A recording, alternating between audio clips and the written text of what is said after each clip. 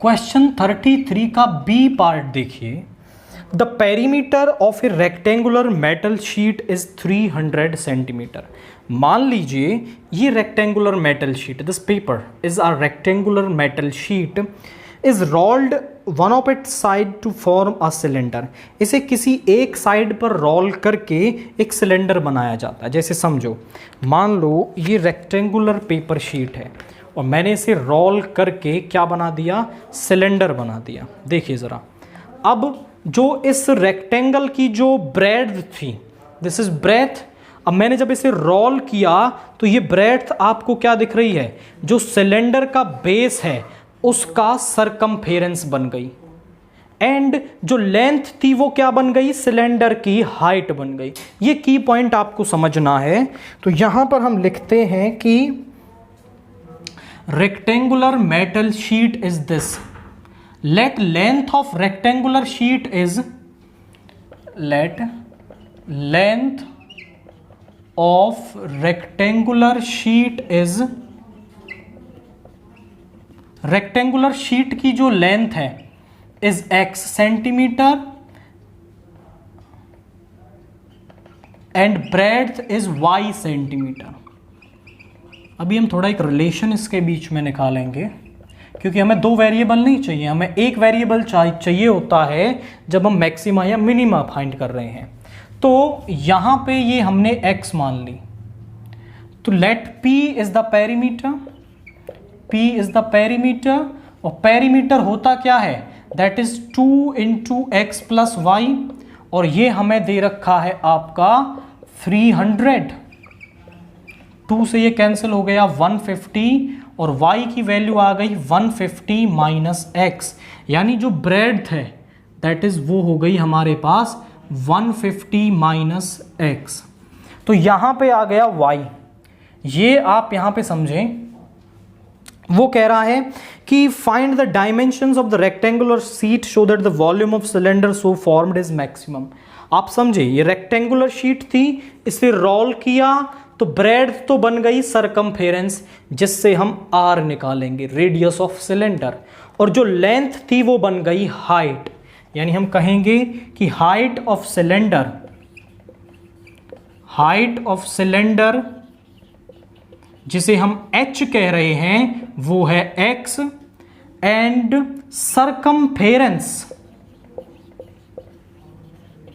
Of base circle, base में जो circle है उसका सरकमफेरेंस है दैट इज 150 माइनस एक्स, यानी कि 2 pi r is equal to 150 minus x. तो यहां पे ये आ गया r is equal to 150 minus x upon 2 pi. This is the radius of circle. ये हमारे पास क्या आ गई, रेडियस ऑफ सर्कल आ गई। अब यहां पे आप समझें, that is 2 pi r base radius and this is complete x, तो r हमें मिल गया। Let v denotes the volume of cylinder,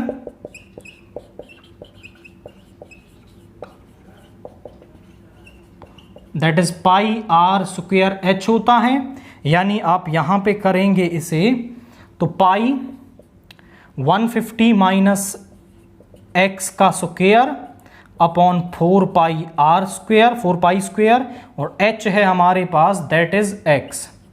तो यहाँ पाई से एक पाई कैंसिल हो गया, और इसमें आप इसका स्क्वायर ओपन करेंगे तो ये तो काफ़ी बड़ी वैल्यू हमारे पास आ रही है। यहाँ पे करते हैं, दिस इज 150 का square is 22500 plus x square minus 300x into x upon 4 पाई हमारे पास आ गया। This is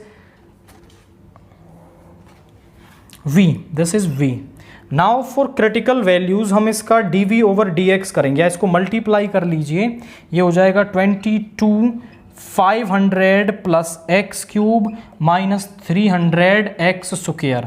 this will be the value, यहाँ पे x होगा अपॉन 4 पाई, ये हमारे पास आ रहा है, this is upon 4 pi. Okay, this is h, pi r square h is the volume and this is pi r का स्क्वायर यानी रेडियस का स्क्वायर, सो दैट इज ये आ गया। अब यहाँ पे हम इसका डेरिवेटिव करेंगे dv over dx, for critical values हम कर देंगे।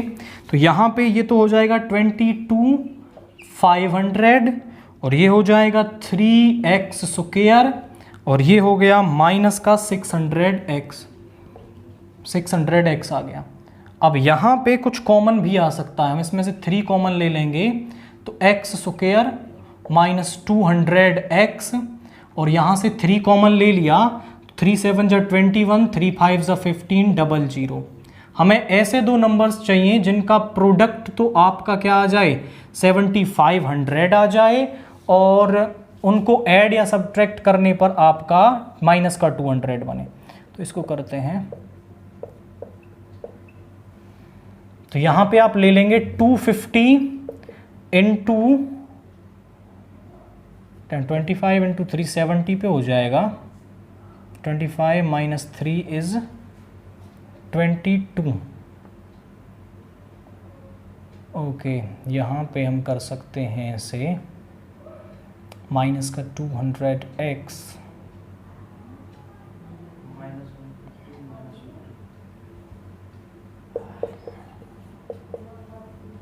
इंटू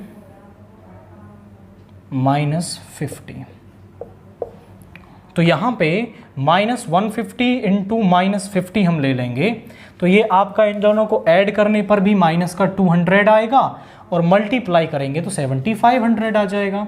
सो 3 इंटू एक्स स्क्वायर माइनस का 150x माइनस का 50x प्लस 7500। तो यहाँ पर आप देखिए 3 इंटू एक्स कॉमन ले लिया, x माइनस 150 माइनस 50 कॉमन ले लिया तो x माइनस 150। दोनों में से x माइनस 150 कॉमन आ गया। देखिए 3 into x minus 150 into x minus 50, तो ये आ गया x माइनस 50। तो आप समझे यहाँ पर कि x माइनस 150 को फोर क्रिटिकल वैल्यूज इस dv ओवर dx को हम 0 के इक्वल रखेंगे, यानी x माइनस 150 इज 0 और x is equal to x minus 50 is equal to 0। तो यहाँ से तो x आ गया 150 और यहाँ से x आ गया 50। अब x 150 नहीं हो सकता। आप बोलें सर क्यों नहीं हो सकता? जब आप x को 150 रखेंगे तो ये जो आपकी जो लेंथ या फिर ब्रेड्थ है जिसके बारे में हमें नहीं पता वो 0 हो जाएगी और लेंथ 0 नहीं हो सकती, लेंथ या ब्रेथ 0 नहीं हो सकती है। So this is not possible, so x is equal to 50। अब हमें क्योंकि वॉल्यूम को क्या दिखाना था, मैक्सिमम दिखाना था, volume of cylinder formed is maximum, तो इसका डबल डेरिवेटिव कर देते हैं हम d2v ओवर dx स्क्वायर। ये 0 हो गया सिंपल, 3x स्क्वायर 6x, इसको हम लिख लेंगे 6x माइनस का 600। अब यहाँ पे आप रखोगे at x is equal to 50, जो d2v ओवर dx स्क्वायर है वो आ जाएगा 6 into 50 minus 600 is less than 0, यानी मैक्सिमम। सो v इज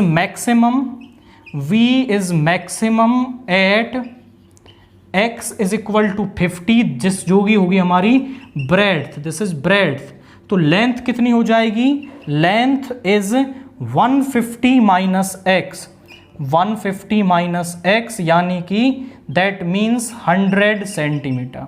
तो लेंथ तो हमारे पास आएगी 100 सेंटीमीटर। अब थोड़ा हमने रिवर्स में बना दिया है इसे, तो थोड़ा कर लेंगे क्योंकि हमें पहले आइडिया नहीं होता कि कौन से वाली लेंथ बड़ी आएगी।